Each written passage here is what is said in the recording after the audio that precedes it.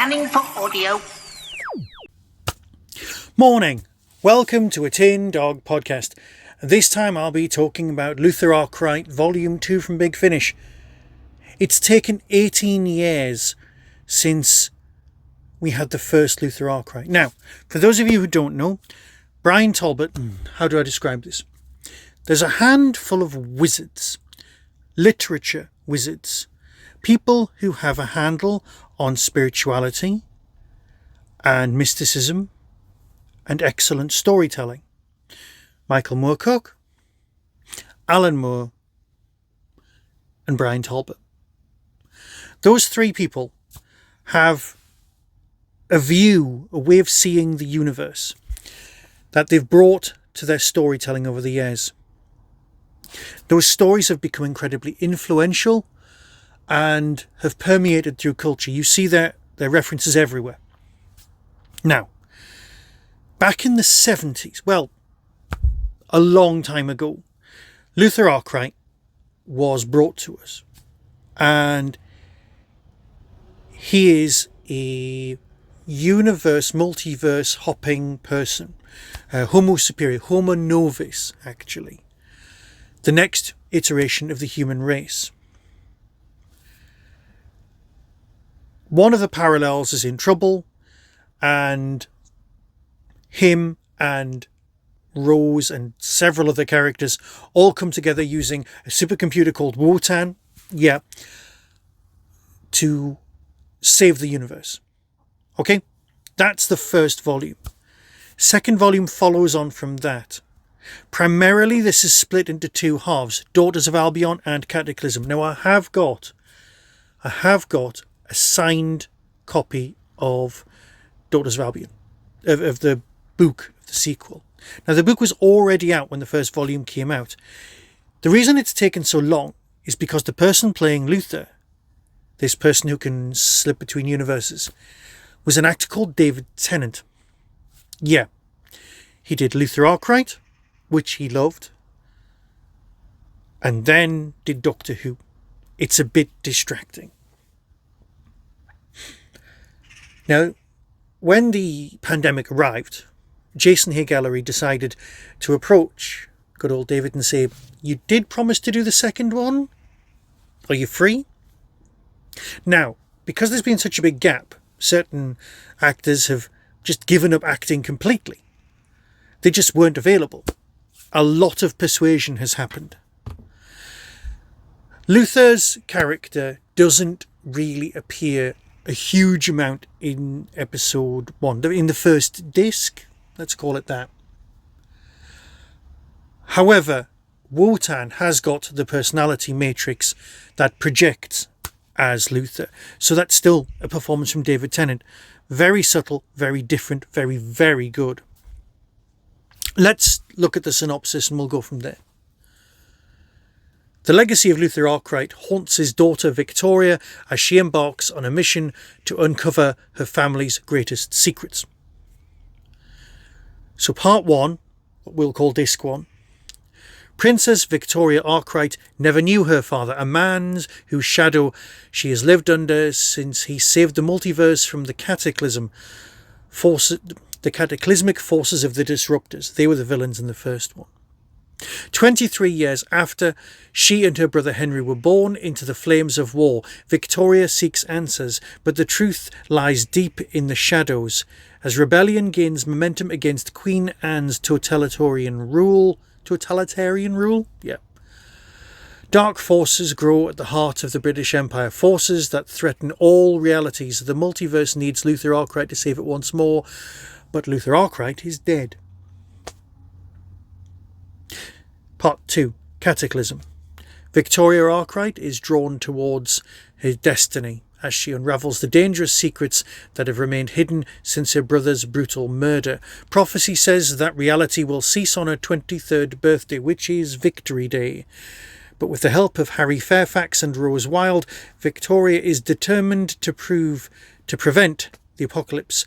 To unlock her true self, Victoria must embrace painful realities and the enormity of the multiverse. Only then will she discover the legacy of Luther Arkwright. These are huge stories. incredibly difficult, and they've been put together by, well, if memory serves, it is Mark Wright. Now, I interviewed Mark about, 9 years ago? And he'd said he had written Heart of Empire. So this script's been around for a long time. We never thought we'd get to see Heart of Empire in our grubby little protuberances. But here it is. We've got it. Now, I love Bryan's work. I actually own an original page from the original run of Luther Arkwright. I've got signed copies of, like I said, Heart of Empire, and the print that he was selling as well at the print. They're all gorgeous. He's even done a little doodle of Luther. But here we're going to talk about the audio, and my God, it's good. Okay, right. Pay attention. Jason, please direct more, right? You directed. Jason Hay-Gallery, the executive producer of Big Finish, loves Luther Arkwright with the same sort of passion that, well, I've got, or Bryan's got. He just loves it. And he's turned up and he's directed, well, the first half, the first disc of this. And it's just beautiful. I mean, there's a level of love in all Big Finish products. And a level that's given to us as a listener to experience, to throw into. But this is not something you can just have on in the background. This is for a journey. This is something you save, something you'll savor, something you'll keep to yourself and go, right, it's time. Because you need to concentrate, because there's a lot going on.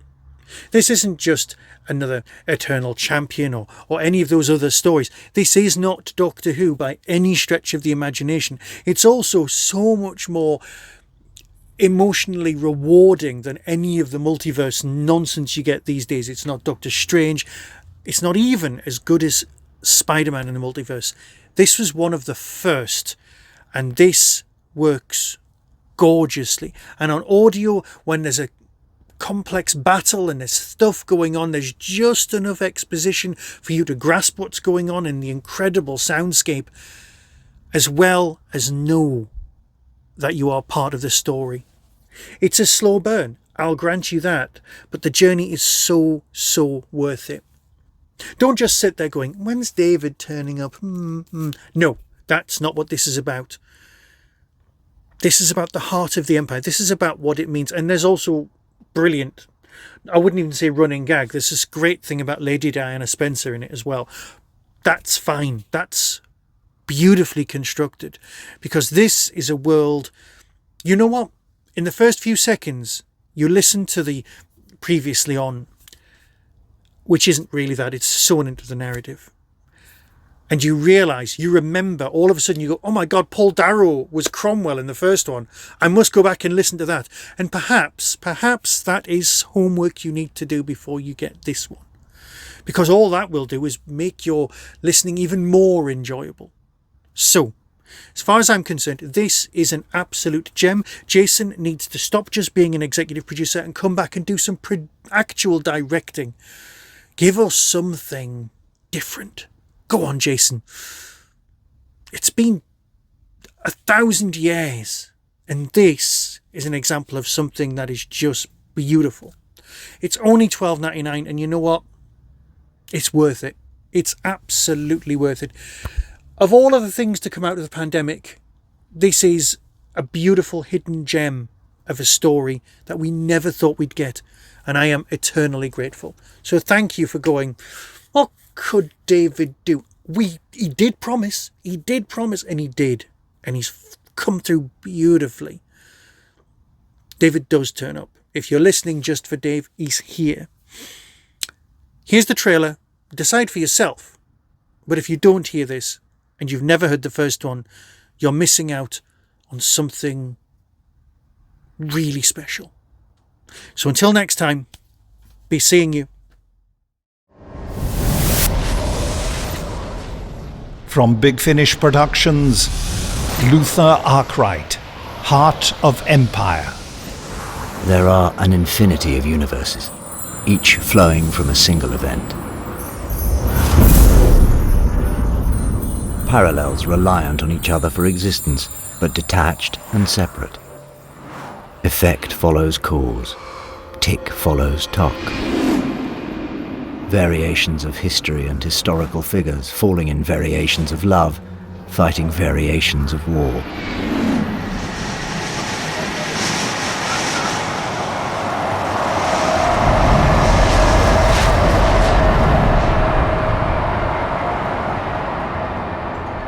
A variation of London, the heart of empire. The dour capital of Cromwell's Commonwealth has been transformed into the flower of cities all. A new Babylon, an architectural fantasia where they say the streets are paved with gold.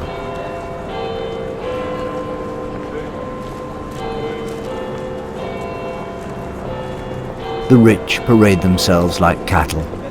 The vulgarity of their fashion, a clash of modern and historical styles, recreated in semite and cloth of gold, decadent and superior. Sexual liberation and overindulgence, a reaction to the centuries-long austerity of Puritan prudery, an austerity destroyed 23 years ago by the angel of death.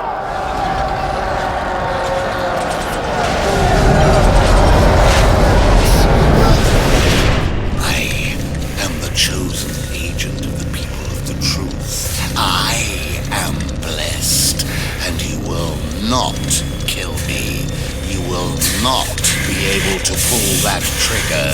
You forget one thing, Cromwell. What? Your death wish.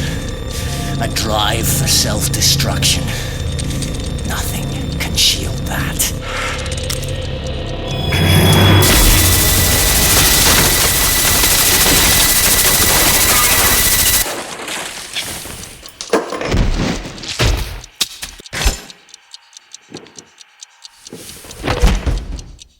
It's over.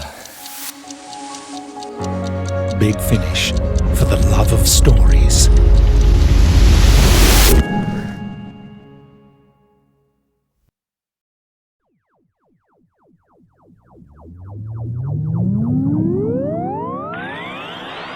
That was the Tin Dog Podcast. Everything discussed is the intellectual property of others. No infringement is intended. For early access to reviews, follow the show on YouTube or Twitter @TinDogPodcast.